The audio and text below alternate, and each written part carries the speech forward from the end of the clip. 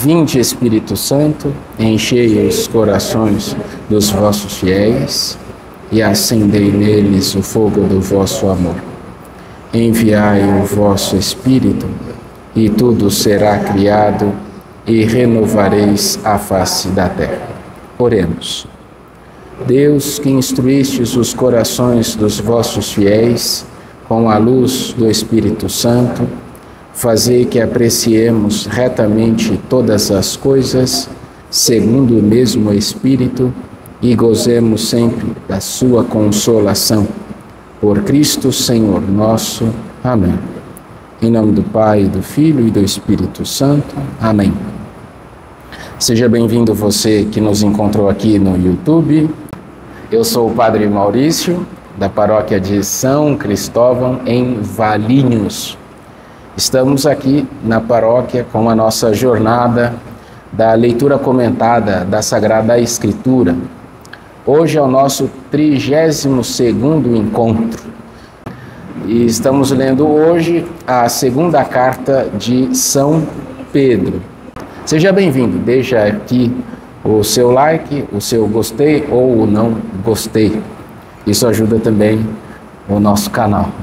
Nós iniciaremos com a segunda carta de São Pedro. Simão Pedro, servo e apóstolo de Jesus Cristo, aos que conosco receberam a mesma fé, na justiça que vem do nosso Deus e Salvador Jesus Cristo, graça e paz vos sejam concedidas abundantemente pelo conhecimento de Deus e de Jesus, nosso Senhor.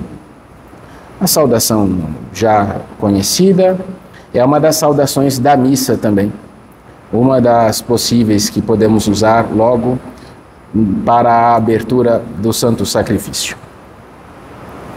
O seu divino poder nos presenteou com tudo o que contribui para a vida e para a piedade, mediante o conhecimento daquele que nos chamou por sua glória e força poderosa. Por elas foram-nos concedidas as maiores e mais valiosas promessas, a fim de que vos tornasseis participantes da natureza divina, fugindo da corrupção que pela cobiça reina no mundo. Por isso mesmo, dedicai todo o esforço em juntar à vossa fé a fortaleza, juntar à fortaleza o conhecimento, juntar ao conhecimento o domínio próprio, juntar ao domínio próprio a perseverança, juntar à perseverança a piedade, juntar à piedade a fraternidade e à fraternidade o amor.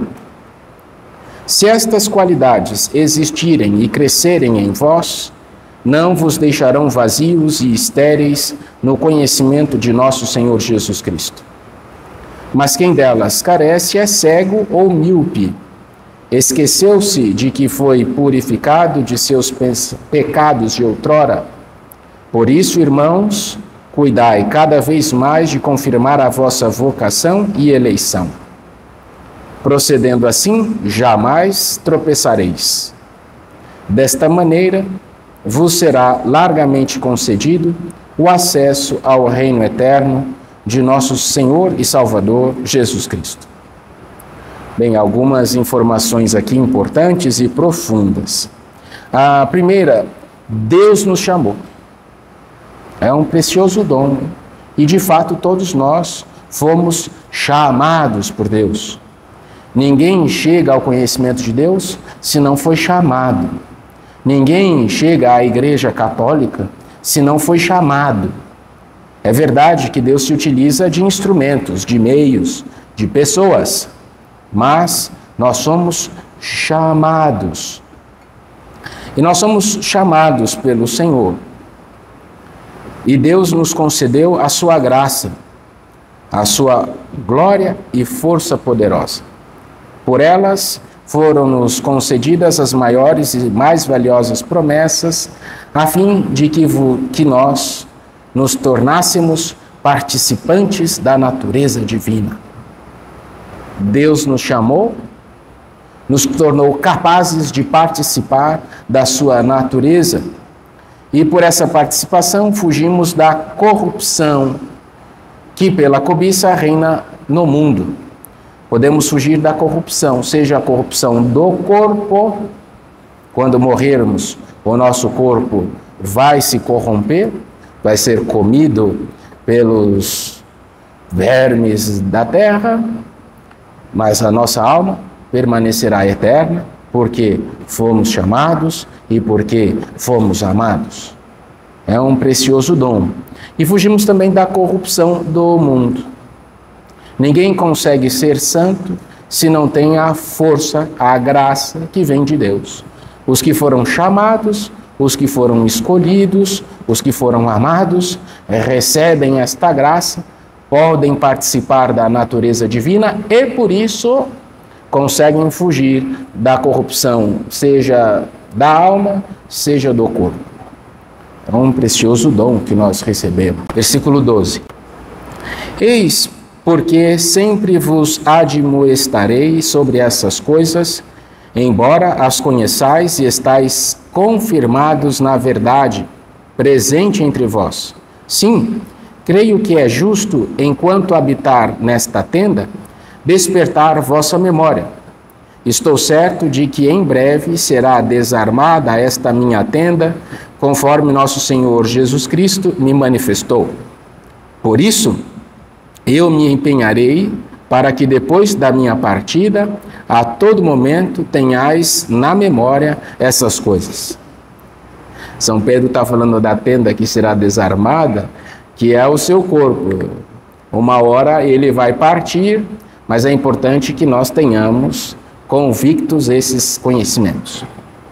Não foi seguindo fábulas habilmente inventadas que vos demos a conhecer o poder e a vinda de nosso Senhor Jesus Cristo, mas sim por termos sido testemunhas oculares da sua grandeza. Efetivamente, ele recebeu honra e glória da parte de Deus Pai, quando, do seio da esplêndida glória, se fez ouvir aquela voz que dizia: Este é o meu Filho amado, nele está o meu agrado. Assim nós ouvimos lá no batismo, o batismo que foi dado por João, quando Jesus iria iniciar a sua vida pública, ele foi batizado, desceu sobre ele o Espírito Santo, e do céu se ouviu dizer: Este é o meu Filho amado, no qual coloquei toda a minha complacência. E depois, no alto do Monte Tabor, Deus de novo, da nuvem, se fez ouvir de novo: Este é o meu Filho amado, no qual eu coloquei o meu bem-querer. E quem é que estava no alto do Monte Tabor? Pedro, Tiago e João. É interessante que nosso Senhor Jesus, ele tinha círculos concêntricos. Havia as multidões, dentre as multidões havia os discípulos, dentre os discípulos os 72, que Jesus enviou aonde ele mesmo devia ir, dentre os 72 os 12, dentre os 12 ainda 3 mais próximos, Pedro, Tiago e João, os que viram a manifestação de Deus no Monte Tabor, e são também os que vão presenciar no Monte das Oliveiras a hora derradeira de nosso Senhor Jesus, quando ele começa a suar sangue. São Pedro falando: ouvimos isto.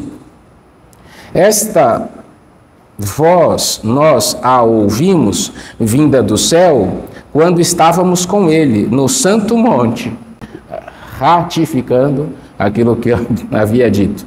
Pedro estava lá no Monte Tabor.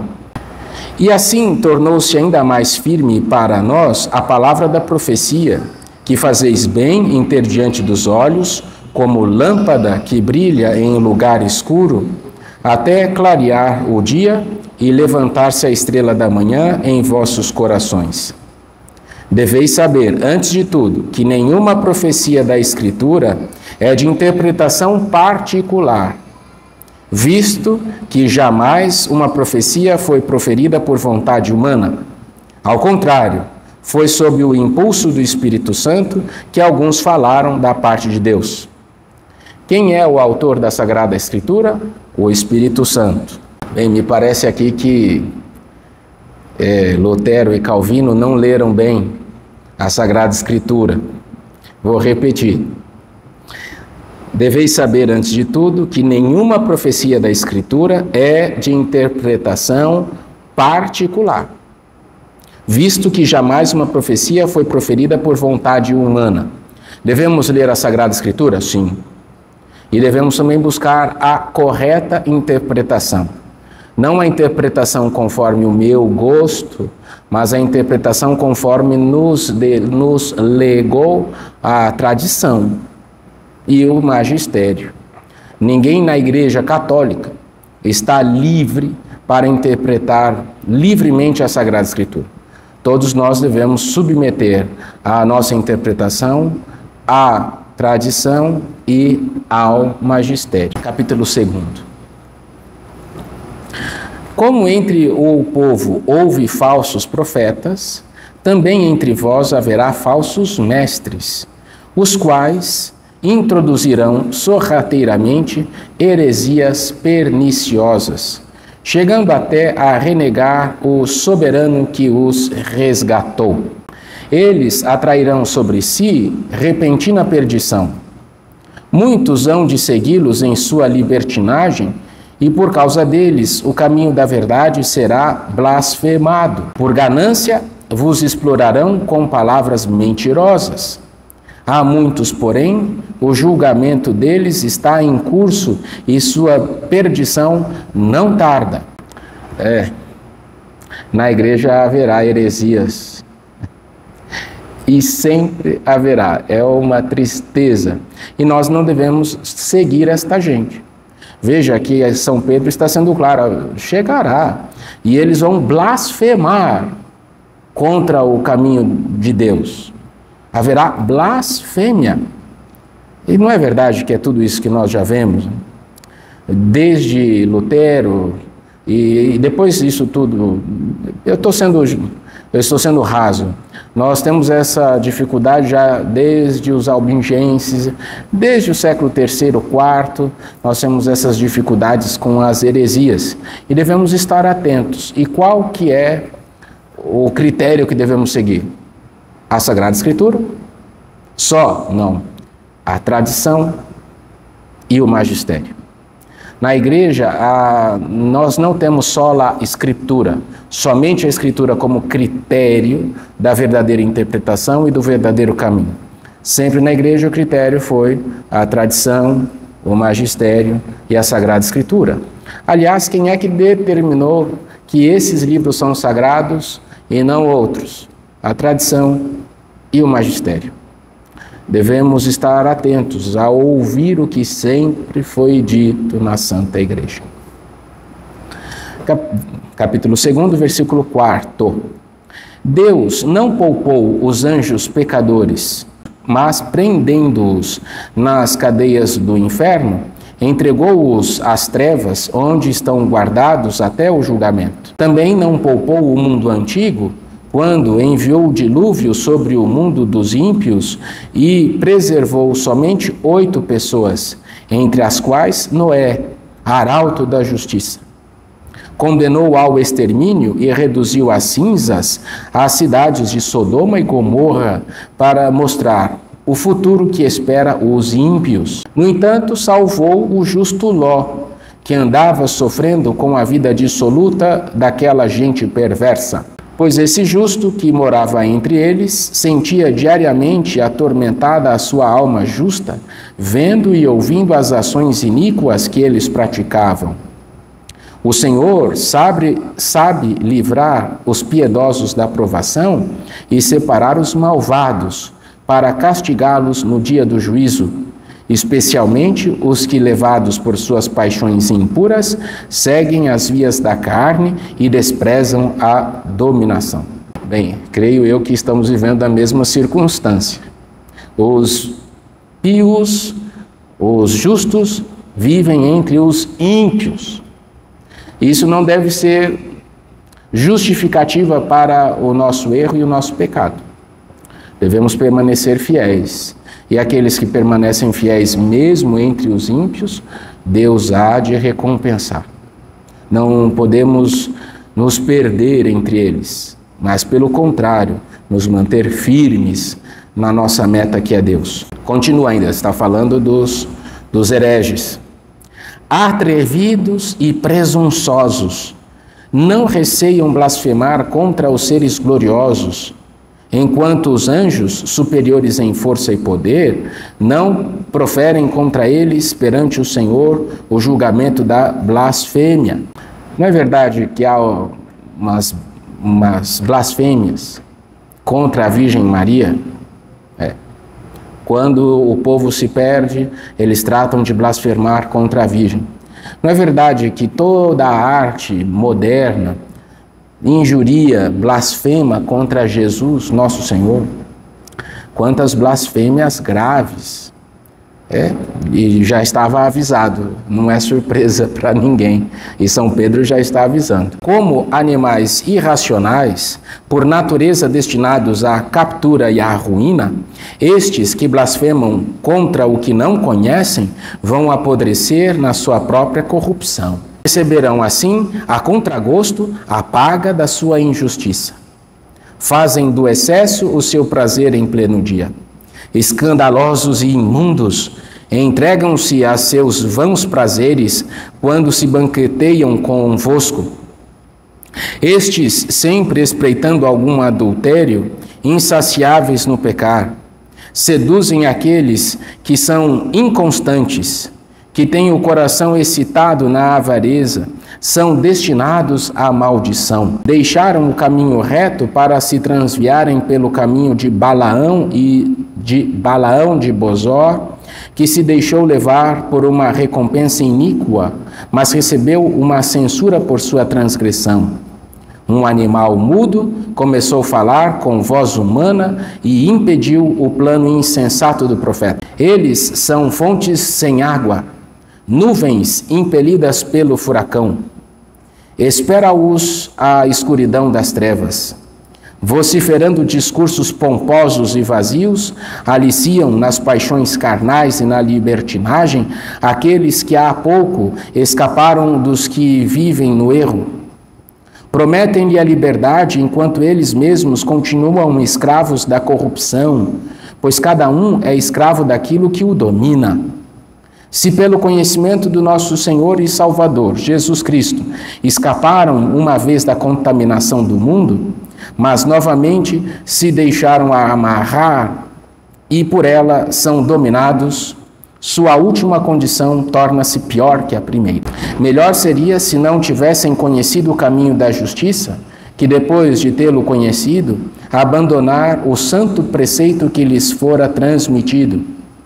Neles se verifica o que com verdade diz o provérbio: o cão volta a seu vômito e a porca lavada revira-se na lama. Uma imagem feia, mas verdadeira. É verdade. Quem tem cachorrinho sabe, isso daqui é verdade. E quem já viveu na roça sabe. Não adianta lavar o porco. Não adianta. Serviço inútil é lavar o porco, porque vai voltar para a lama. Não tem o que fazer. Mas veja como São Pedro aqui está sendo duro com os hereges.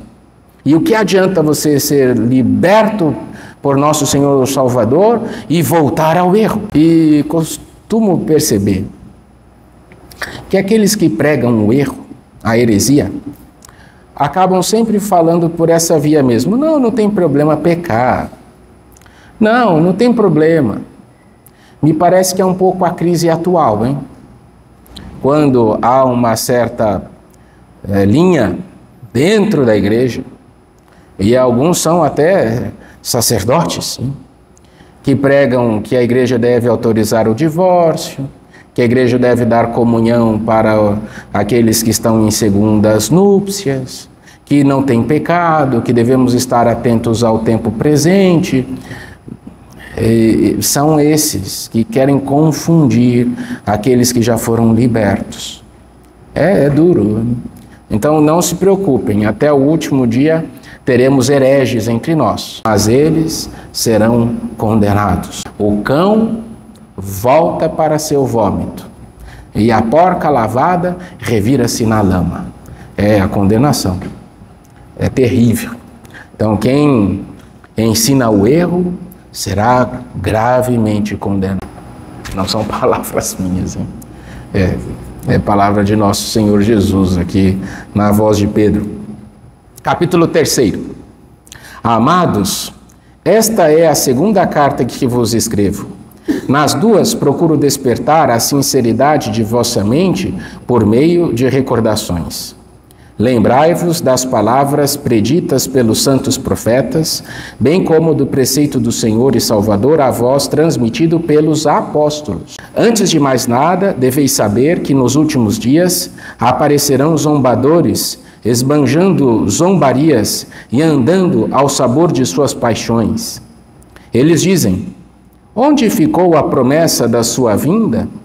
Desde a morte de nossos pais, tudo permanece como no princípio da criação.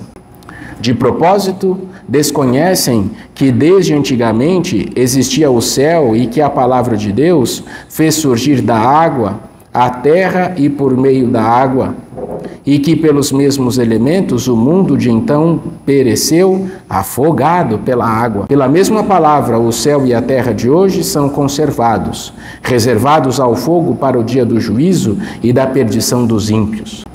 Ora, uma coisa não podeis desconhecer, amados: para o Senhor, um dia é como 1000 anos, e 1000 anos como um dia. O Senhor não tarda a cumprir sua promessa, como alguns interpretam a demora. É que Ele está usando de paciência para convosco, pois não deseja que ninguém se perca. Ao contrário, quer que todos cheguem ao arrependimento. O dia do Senhor virá como um ladrão, e então os céus acabarão com um estrondo espantoso. Os elementos devorados pelas chamas se dissolverão, e a terra será consumida com todas as obras que nela se encontrarem. Se é deste modo que tudo vai desintegrar-se, qual não deve ser o vosso empenho numa vida santa e piedosa, enquanto esperais com anseio a vinda do dia de Deus? Então, os céus em chama vão se derreter e os elementos consumidos pelo fogo se fundirão. O que esperamos, de acordo com a sua promessa, são novos céus e uma nova terra, nos quais habitará a justiça. Aqui, São Pedro está falando da parousia. Esperava mesmo a vinda de nosso Senhor Jesus com rapidez.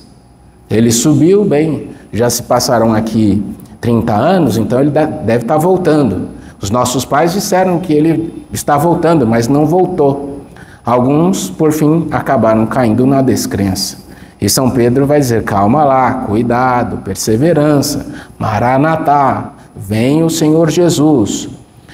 E assim também na nossa época. Jesus não veio, não vai voltar mais. Não. Perseverança. Devemos perseverar para que o dia do Senhor não caia sobre nós como um ladrão.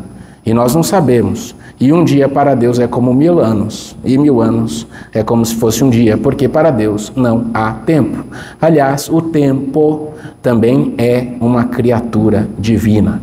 Também é uma criação de Deus. E eu acho que foi o uso da misericórdia do Senhor. Porque essa passagem do tempo, um instante atrás do outro, um dia atrás do outro, parece que Deus tem mais esperança em nós do que nós nele. Um dia a gente se arrepende. Já pensou se não tivéssemos o tempo? A nossa decisão seria na hora. Quer dizer, não haveria essa expressão.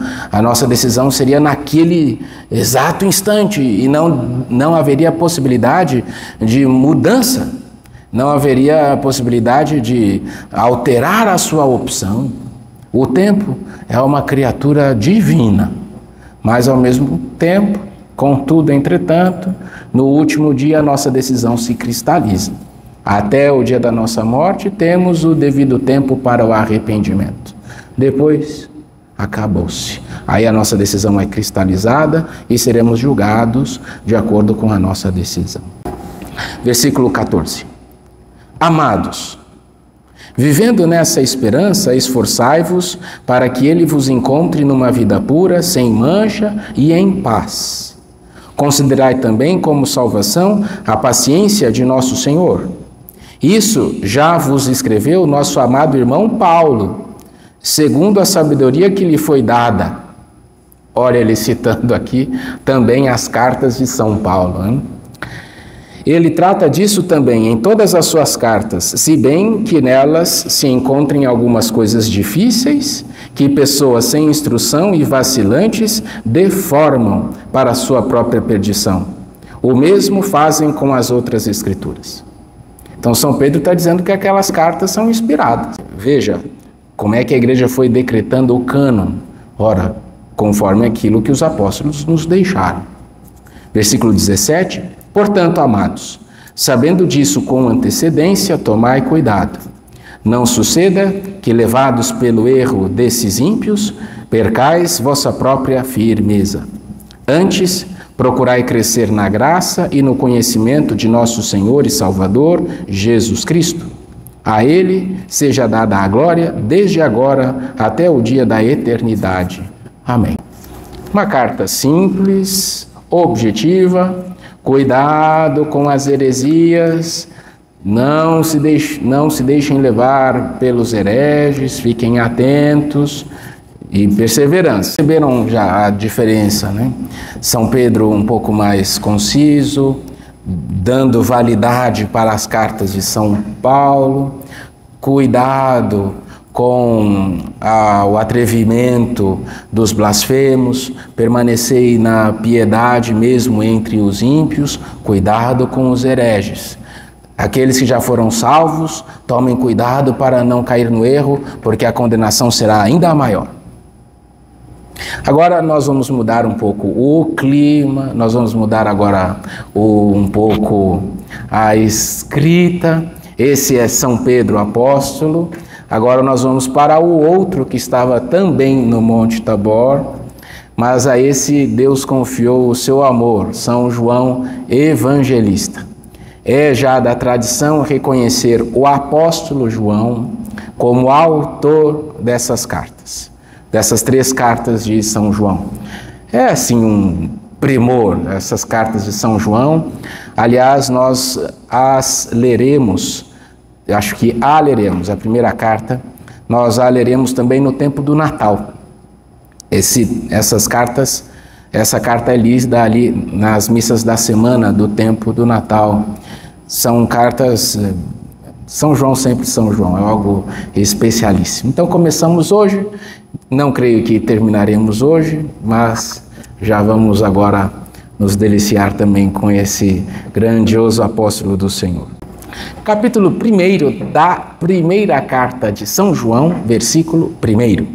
O que era desde o princípio, o que ouvimos, o que vimos com os nossos olhos, o que contemplamos e nossas mãos apalparam da palavra da vida, vida esta que se manifestou, que nós vimos e testemunhamos, vida eterna que a vós anunciamos, que estava junto do Pai e que a nós se manifestou, isso que vimos e ouvimos, nós vos anunciamos, para que estejais em comunhão conosco. A nossa comunhão é com o Pai e com seu Filho Jesus Cristo. Nós vos escrevemos estas coisas para que a nossa alegria seja completa. São João já começa aqui bem, olha, eu vou falar das coisas que eu vi da palavra eterna. O Verbo se fez carne e habitou entre nós. Minhas mãos tocaram a palavra eterna. Meus ouvidos ouviram a palavra eterna. Não se trata de uma ilusão, mas de algo real. Real para este mundo, mas que nos leva para o mundo futuro. Quero falar do Pai e do Filho para que a nossa alegria seja completa. Já começamos muitíssimo bem. É a carta de São João. Versículo 5. A mensagem que dele ouvimos e vos anunciamos é esta. 2 pontos.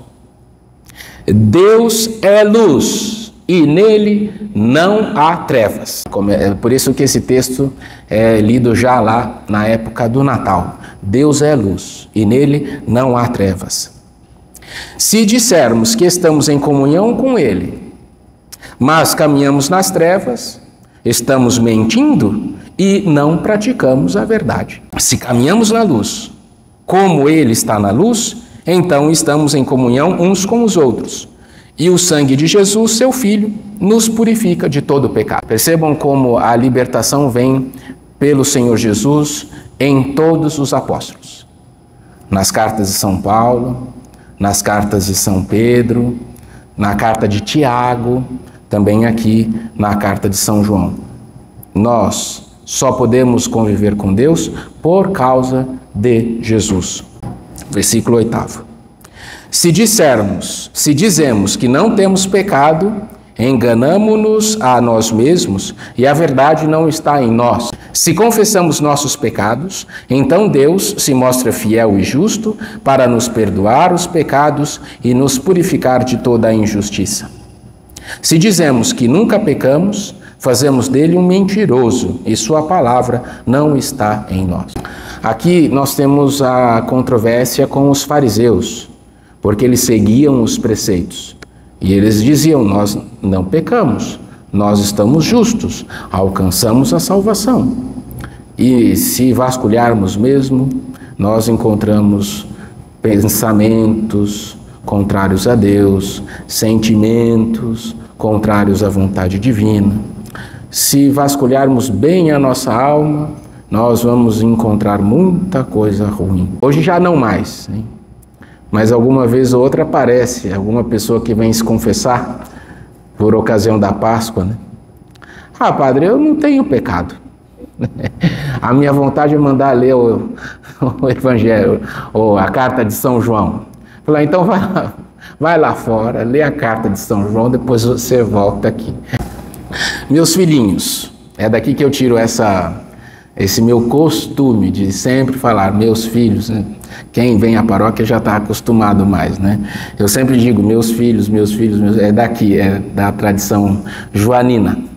Meus filhinhos, isso vos escrevo para que não pequeis. No entanto, se alguém pecar, temos junto do Pai um Paráclito, Jesus Cristo, o justo. Paráclito significa o advogado, aquele que defende. Porque quando usamos essa palavra, nós usamos mais para com o Espírito Santo, né? O Espírito Santo Paráclito. Mas a palavra tem o mesmo significado, é o defensor, o advogado. Temos um advogado junto do Pai, Jesus Cristo, o justo. Ele é a oferenda de expiação pelos nossos pecados, e não só pelos nossos, mas também pelos pecados do mundo inteiro. Nisso sabemos que o conhecemos, se guardamos os seus mandamentos. Quem diz, eu conheço a Deus, mas não guarda os seus mandamentos, é mentiroso, e a verdade não está nele. Aquele, porém, que guarda a sua palavra, nele o amor de Deus é consumado. Nisso sabemos que estamos nele. Quem diz que permanece em Jesus Cristo, deve também caminhar como ele caminhou. É luz, é claro. Lembrando que nessa época os pagãos, aqui São João estava em Éfeso, que já era uma região já mais pagã do que judaica, e para os pagãos religião, acho que já falei isso naquele nosso encontro no 31º, a religião tratava do culto, do rito de purificação, e quem tratava da ética e da moral era a filosofia. Religião e filosofia não se misturavam. A religião tratava do culto, a filosofia da moral, da ética. Aqui em São João nós já temos a conjunção disso tudo. A vida que agrada a Deus é a vida correta. O culto que agrada a Deus é uma vida santa. Juntamos ética e religião. Para ser um bom religioso, para ter fé, é preciso ter uma vida de acordo. Amados, versículo 7. Não vos escrevo um mandamento novo, mas um mandamento antigo que recebestes desde o princípio. O mandamento antigo é a palavra que ouvistes. No entanto, o que vos escrevo é um mandamento novo, que é verdadeiro nele e em vós, pois as trevas estão passando e já brilha a luz verdadeira. Aquele que diz estar na luz, mas odeia o seu irmão, ainda está nas trevas. Quem ama o seu irmão permanece na luz e não corre perigo de tropeçar. Mas quem odeia o seu irmão está nas trevas, caminha nas trevas e não sabe aonde vai, pois as trevas cegaram seus olhos. É um ensinamento duro de nosso Senhor Jesus. Eu acho que é o mais difícil. Amar a Deus sobre todas as coisas e ao próximo como a si mesmo. Só que o próximo tem tanta dificuldade, o próximo tem tanta mania, o próximo tem tanto pecado, o próximo tem tanta imperfeição, mas é o mandamento do Senhor. Quem odeia alguém, não é de Deus. Eu vos escrevo, eu não vou me deter muito, porque isso São João vai repetir muitas vezes. Versículo 12. Eu vos escrevo, filhinhos, pois os vossos pecados são perdoados por causa do seu nome, o nome de Jesus. Eu vos escrevo, pais, porque conheceis aquele que é desde o princípio. Eu vos escrevo, jovens, porque vencestes o maligno. Eu vos escrevi, filhinhos, porque conheceis o Pai. Eu vos escrevi, pais, porque conheceis aquele que é desde o princípio. Eu vos escrevi, jovens, porque sois fortes, a palavra de Deus permanece em vós e já vencestes o maligno. Não ameis o mundo, nem o que há no mundo. Se alguém ama o mundo, não está nele o amor do Pai. Porque tudo o que há no mundo, o desejo da carne, o desejo dos olhos e a ostentação da riqueza, não vem do Pai, mas do mundo. Ora, o mundo passa e também o seu desejo, mas aquele que faz a vontade de Deus permanece para sempre. Vamos ver ali no versículo 16. Porque tudo o que há no mundo, o desejo da carne, o desejo dos olhos e a ostentação da riqueza. Aqui eu preciso pregar mais sobre isso. Mas os cristãos são chamados também à pobreza. Mas atenção, à verdadeira pobreza não é simplesmente entregar tudo, sair fora desse sistema capitalista no qual nós vivemos. Embora santos fizeram isso e tiveram progressos grandiosos. Poderia citar São Francisco, poderia citar a Clara, poderia citar Santo Inácio de Loyola. Grandes homens abandonaram tudo mesmo, foram pobres mesmo, não tinham mais nada. Mas os cristãos hoje, nesse mundo capitalista no qual nós vivemos, somos chamados a sermos pobres. Saber gastar. Preciso mesmo disso? Preciso mesmo trocar meu celular todo ano? Preciso mesmo trocar meu carro todo ano? É necessário mesmo mais um vestido? Será que não tem aí um apegozinho às coisas mundanas? Porque o cristão sabe que esse mundo passa, só Deus permanece. O cristão é pobre, ele não tem muitas coisas, mas ao mesmo tempo ele não joga dinheiro fora. Se é para comprar uma coisa boa, compra mesmo, mas compra uma vez. Eu vou comprar aqui um celular. Você vai comprar um celular para quebrar logo e ter de comprar outro mais adiante? Compra bem, gasta mesmo para comprar o celular, mas que seja só aquele. Por quê? Porque as coisas do mundo nos encantam e nos tiram de Deus. Então, a pobreza também faz parte da vida cristã. Versículo 18. Filhinhos, esta é a última hora. Ouvistes dizer que o anticristo virá. Com efeito, muitos anticristos estão aí. Por isso, sabemos que chegou a última hora. Eles saíram do nosso meio, mas não eram dos nossos, pois, se fossem realmente dos nossos, teriam permanecido conosco. Saíram para que se manifestasse que não são todos dos nossos. De onde vai sair o anticristo? Dentre os cristãos. É o que São João está dizendo. Vós recebestes a unção do Santo, e todos sois conhecedores. Não vos escrevi porque não conheceis a verdade, mas porque a conheceis, e porque mentira alguma provém da verdade.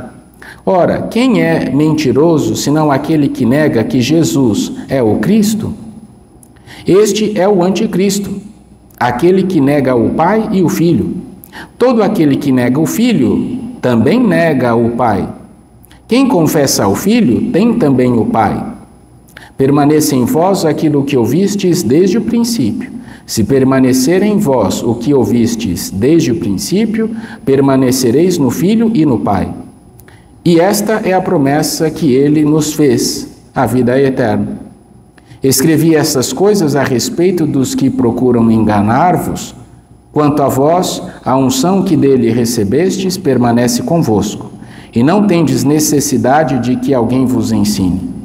A sua unção vos ensina tudo, e ela é verdadeira e não mentirosa. Por isso, conforme vos ensinou, permanecei nele.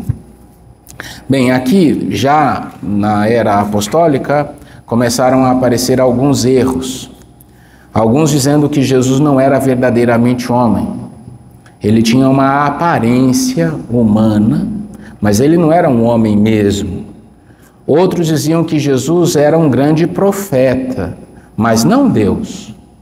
Como dizem os judeus, como dizem os testemunhas de Jeová. Jesus é um grande profeta, mas ele não é Deus. Como dizem também os do Islã. Os árabes, os muçulmanos, Jesus é um grande profeta, é até reverenciado. Eles até falam da Virgem Maria no Corão, mas ele não é Deus. E aqui São João já está, na sua época, defendendo essa verdade. Não vos deixeis levar por esta gente. Aquele que diz que Jesus não é o Cristo, ele é um anticristo. E de fato, né? Negar a divindade de Jesus é negar que Deus se fez homem. 28. Agora, pois, filhinhos, permanecei nele. Assim poderemos ter confiança quando ele se manifestar, e não seremos envergonhados por ele na sua vinda. Se sabeis que ele é justo, conhecei também que todo aquele que pratica a justiça nasceu dele. Vede que grande amor o Pai nos deu.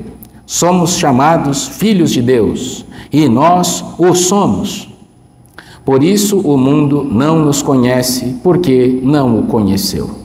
Amados, desde já somos filhos de Deus, mas ainda não se manifestou o que seremos. Sabemos que quando ele se manifestar, seremos semelhantes a ele, porque o veremos como ele é. Essa aqui é uma das antífonas, acho que é do tempo comum, né? Seremos semelhante a ele, porque o veremos tal como ele é. Nós somos filhos de Deus e realmente o somos. Nós somos os filhos de Deus. E ainda não se manifestou a nossa glória. Quando se manifestar a nossa glória, nós seremos aquilo que realmente o somos. E nós veremos a Cristo e veremos nós também nele. Versículo 3. Todo o que nele tem essa esperança purifica-se a si mesmo como ele é puro. Todo aquele que comete o pecado pratica a iniquidade, pois o pecado é a iniquidade. Vós sabeis que ele se manifestou para tirar os pecados, e nele não há pecado.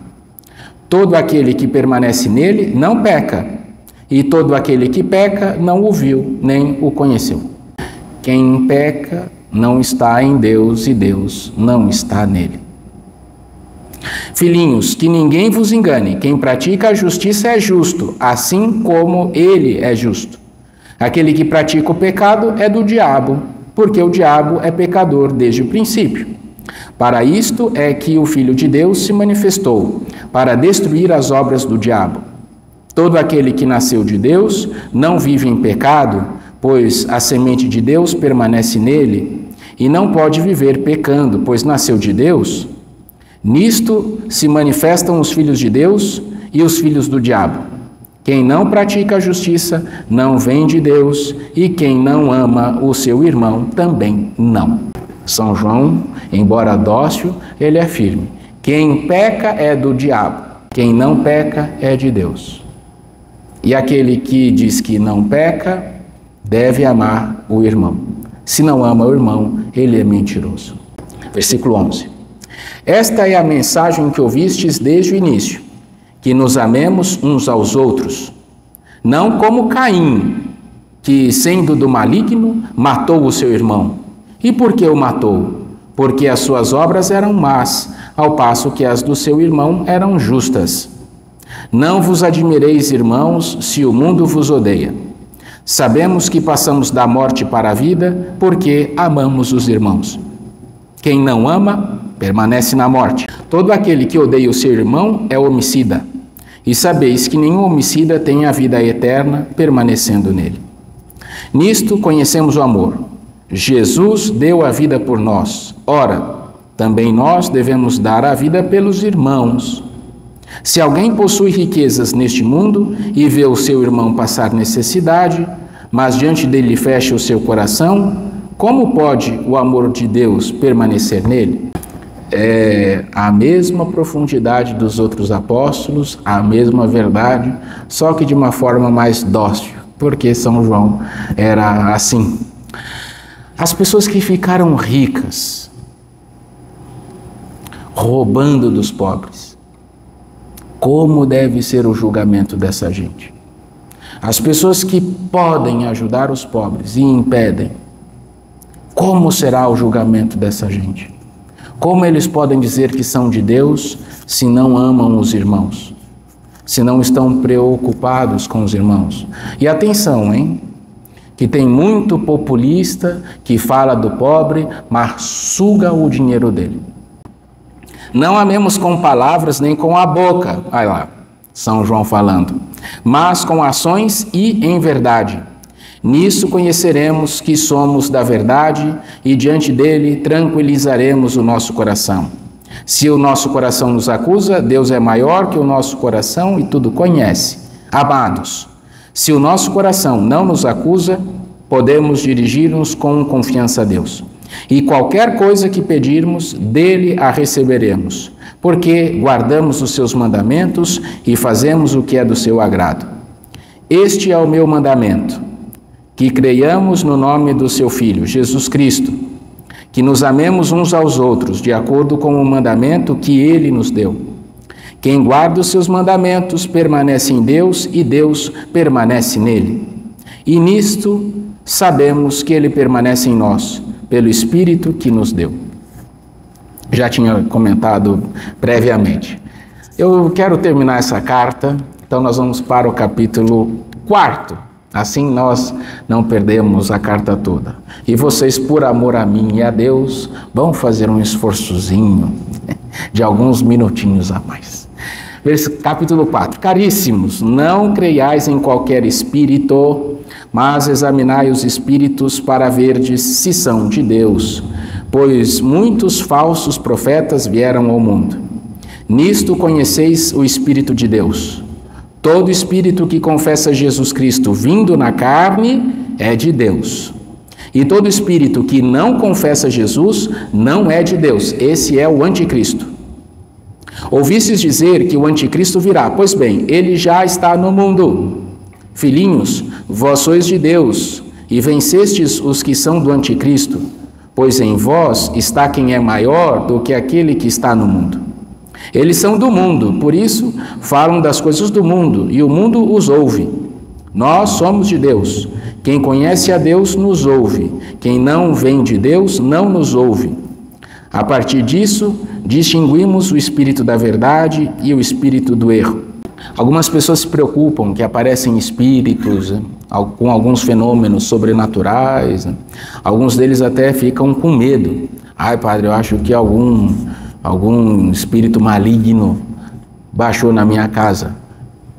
Não tenhamos medo. Se somos de Deus, o anticristo não pode chegar em nós. O demônio é como um cachorro bravo que rosna, mas que está preso na corrente. Dá medo, mas mal não pode fazer. Então, aqueles que tiverem essas manifestações, fiquem tranquilos, lembrem-se que quem é de Deus, o anticristo não pode chegar. Versículo 7. Amados, amemo-nos uns aos outros, porque o amor vem de Deus, e todo aquele que ama nasceu de Deus e conhece a Deus. Me permitam aqui fazer uma pequena divagação. A vida cristã é muito difícil, é muito exigente. Não é fácil ser cristão, não é fácil amar a Deus.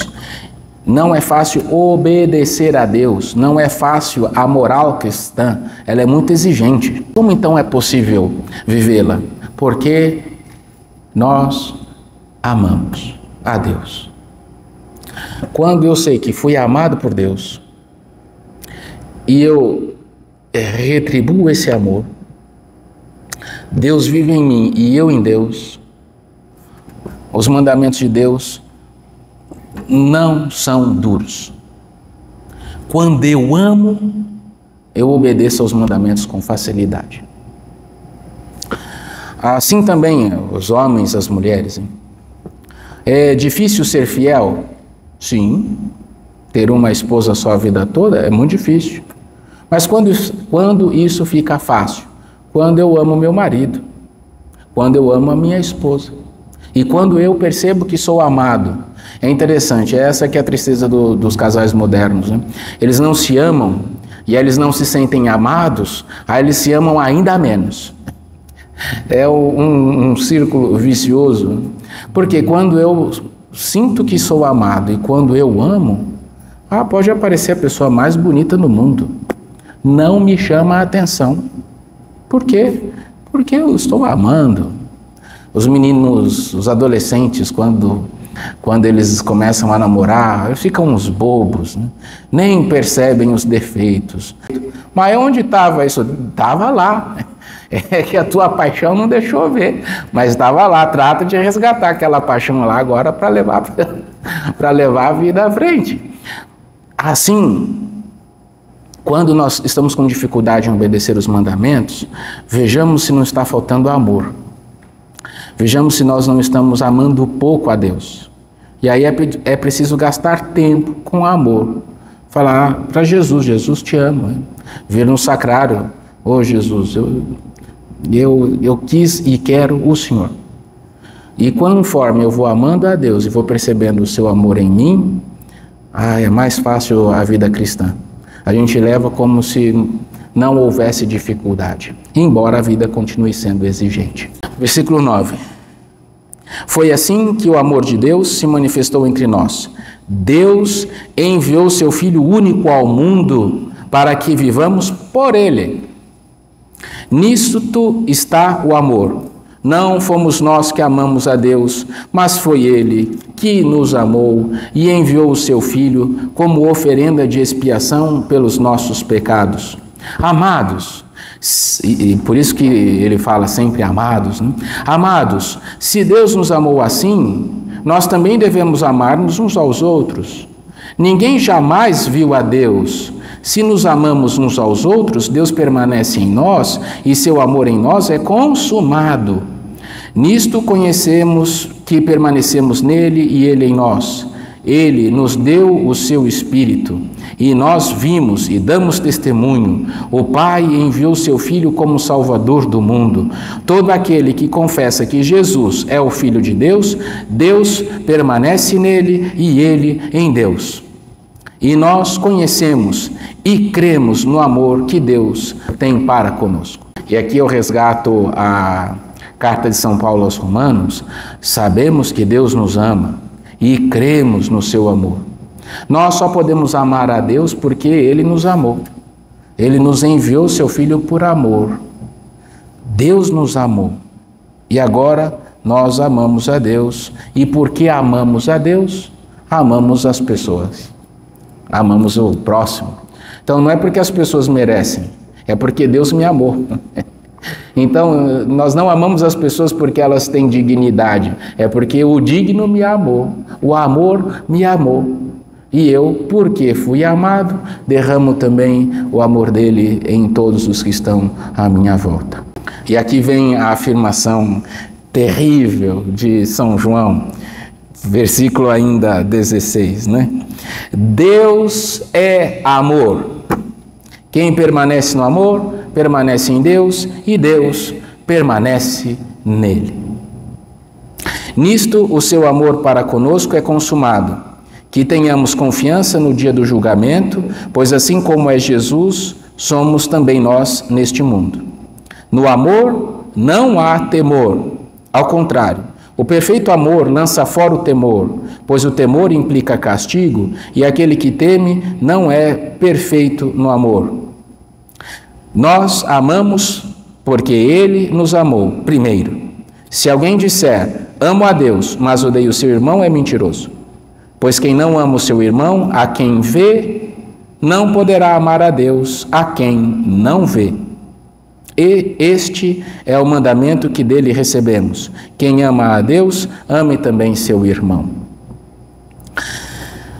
De fato, olha, quando estamos também com medo, quando temos dificuldade com a vida cristã e as suas exigências, e quando temos algum medo, alguma angústia, é porque falta também, não estou falando de depressão, tá bom? Depressão é coisa bioquímica, é preciso remédio, não tem outro jeito.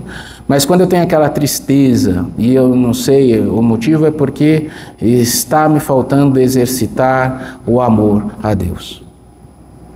Dizer a Jesus, se eu não estou conseguindo ser dócil, está faltando amor de Deus. É esse o caminho e não há outro. Capítulo 5, e vocês me amando vão aguentar mais um pouquinho. Todo aquele que crê que Jesus é o Cristo foi gerado de Deus. E quem ama aquele que gerou, ama também aquele que dele foi gerado. Nisto conhecemos que amamos os filhos de Deus, quando amamos a Deus e praticamos os seus mandamentos. Pois amar a Deus consiste nisto, que guardemos os seus mandamentos. E os seus mandamentos não são pesados, pois todo o que foi gerado de Deus vence o mundo, e esta é a vitória que venceu o mundo, a nossa fé. Quem vence o mundo, senão aquele que crê que Jesus é o Filho de Deus?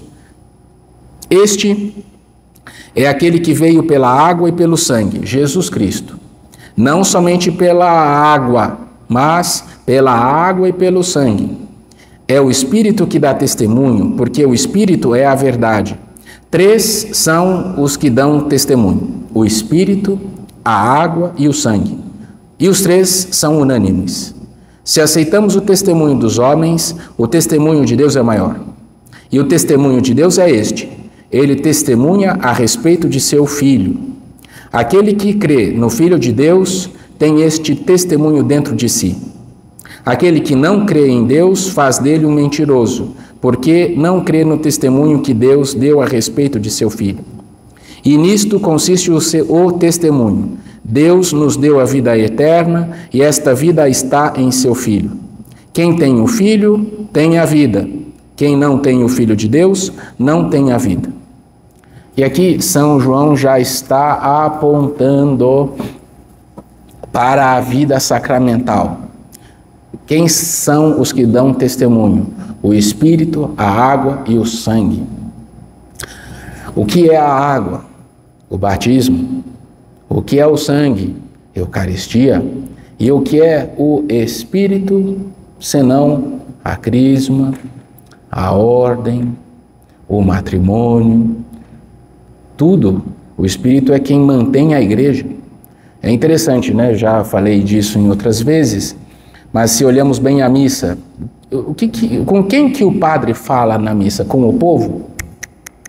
Algumas vezes o padre fala com Deus e fala com Deus do povo e fala do povo com Deus e fala de Deus para o povo. De modo geral, o padre sempre fala com o Pai na missa.